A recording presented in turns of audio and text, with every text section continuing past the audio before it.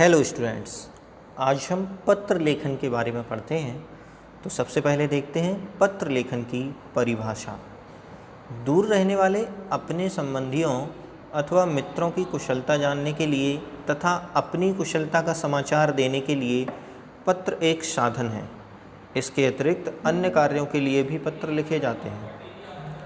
पत्र लेखन का क्या महत्व है कि दूर संचार साधनों के क्षेत्र में आज क्रांति हुई है तथा दूरभाषा जैसे साधन सर्वसुलभ होने के अतिरिक्त उपयोग भी सिद्ध हुए हैं।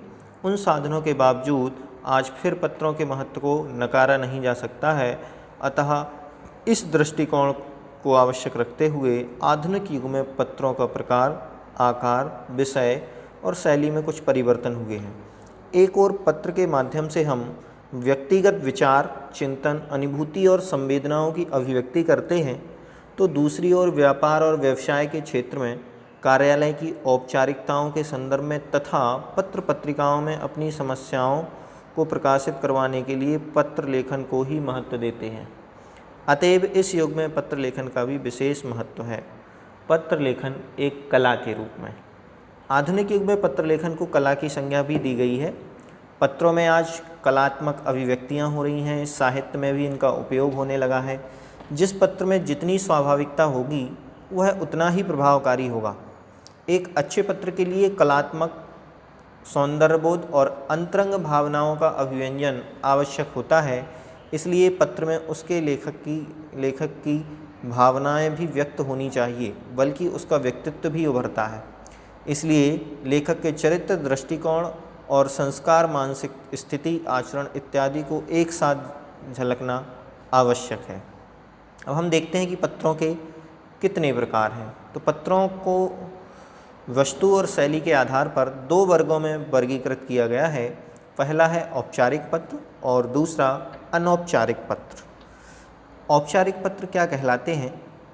सरकारी, अर्ध सरकारी और गैर सरकारी संदर्भों में औपचारिक स्तर पर भेजे जाने वाले पत्रों को औपचारिक पत्र कहते हैं।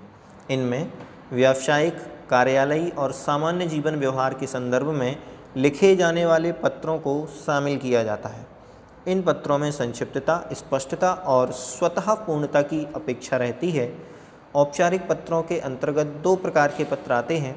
एक तो सरकारी, अर्ध सरकारी और व्यावसायिक संदर्भों में लिखे जाने वाले पत्र, और दूसरा सामान्य जीवन व्यवहार करें या अन्य विशिष्ट संदर्भों में लिखे जाने वाले पत्र।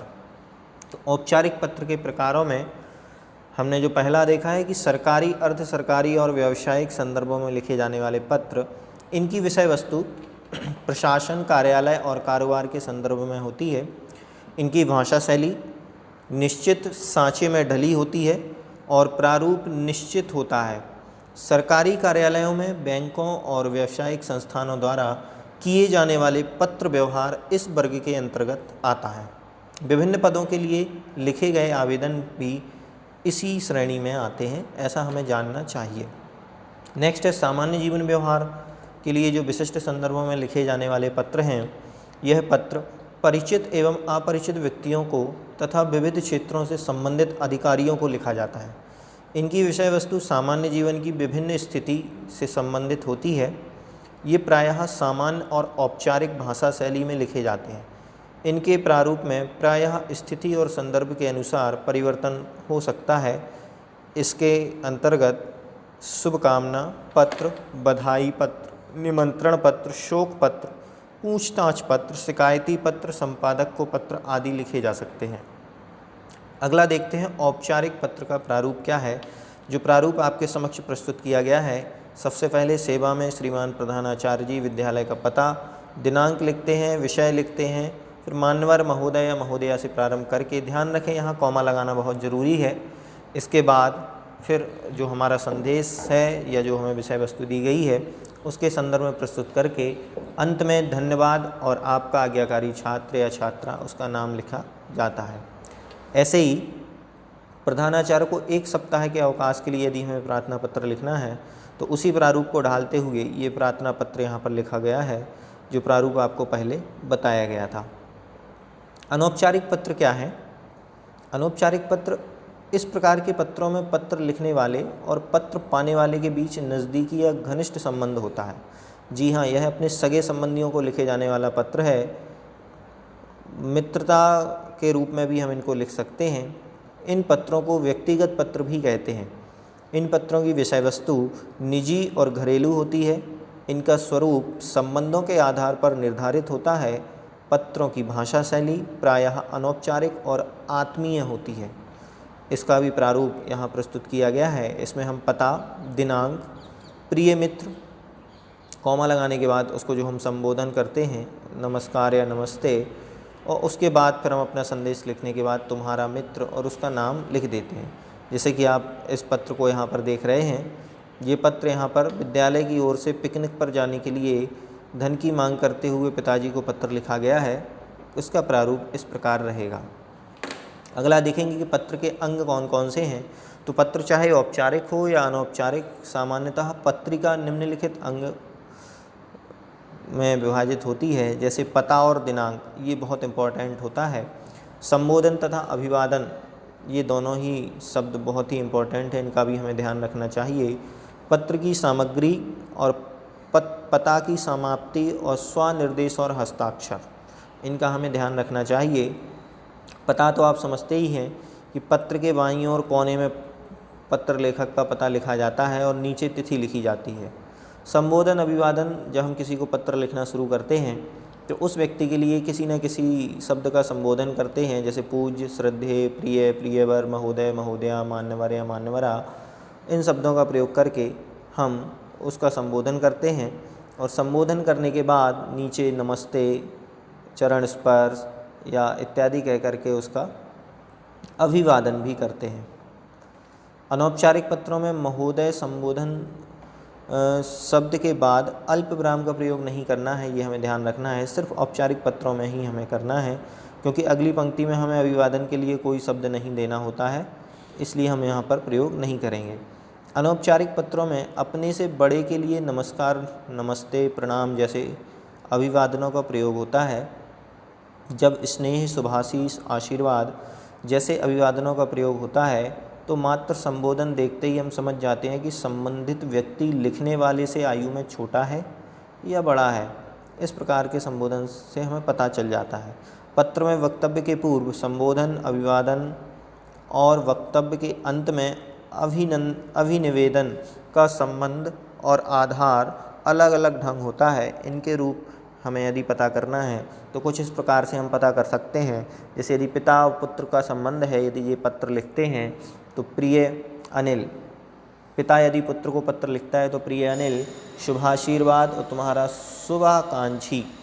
लेकिन यदि पुत्र पिता को पत्र लिखता है तो वह पूज्य पिताजी लिखेगा, सादर प्रणाम, आपका स्नेहाकांक्षी। यदि माता पुत्र को पत्र लिखती है तो प्रिय पुत्र, शुभाशीष, तुम्हारी शुभाकांक्षिणी। यदि पुत्र माता को पत्र लिखती है तो किस प्रकार से संबोधन, अभिवादन और अभिनिवेदन करेंगे, आप समझ ही गए हैं संबोधन और अभिवादन क्या कहलाता है। और अभिनिवेदन पत्र समाप्ति के अंत में लिखा जाता है। ऐसे ही गुरु शिष्य को या शिष्य गुरु को लिखे, या दो अपरिचित व्यक्ति आपस में लिखें, या छोटा भाई बड़ा भाई को लिखे, या बड़े भाई को जब छोटे भाई को पत्र लिखना हो, स्त्री पुरुष को या पुरुष स्त्री को, इस प्रकार से लिखने पर कौन सा संबोधन और अभिवादन और अभिनिवेदन हमें करना है वो प्रारूप यहाँ दिया गया है। इस प्रकार से हमने पत्र का प्रारूप यहाँ संक्षिप्त रूप में समझा। ध्यान रखें, पति पत्नी और पत्नी पति भी और या छात्र अध्यापक आपस में जो भी अभिवादन, संबोधन और अभिनिवेदन करते हैं वो सब यहाँ दिया गया है। आप उसको यथावत पढ़ें, याद करें और अपने विवेकपूर्वक, समझपूर्वक ही लिखें।